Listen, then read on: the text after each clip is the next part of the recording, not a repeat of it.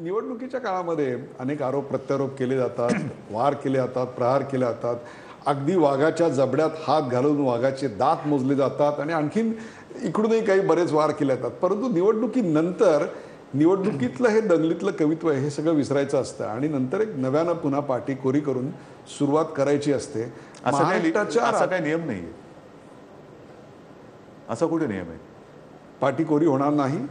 पाटीकोरी होईल, पण म्हणून मागील पानावरून पुढे चालू करायचं कशाला पाहिजे? नवीन पाठी, नवी सुरुवात, नवीन श्री गणेश होऊ शकतो. Let me phrase it different वे. या निवडणुकीच्या काळात अनेक गोष्टी बोलल्या गेल्या, त्यातल्या काय गोष्टी आपण विसरायला तयार आहात आणि काय गोष्टी आपण कधीही लक्षात ठेवायलाच फक्त आग्रही आहात की ह्या विसरायच्या नाहीत? मुंबईचं पटना केलंय हे मी विसरणार नाही. कोणत्याही परिस्थितीत माझ्या महाराष्ट्राच्या राजधानीची अशी अवहेलना मी विसरू शकत नाही. सोन्यासारखी माझी मुंबई आहे आणि ह्या मुंबईसाठी मी नक्कीच भावनिक आहे. कारण मगाशी हा उल्लेख आला, ही आमची चौथी पिढी, माझी तिसरी, मी तिसऱ्या पिढीचा. पण रक्त सांडून मिळवलेल्या मुंबईचा असा अपमान केलेला मी सहन करणार नाही, मी विसरणार नाही.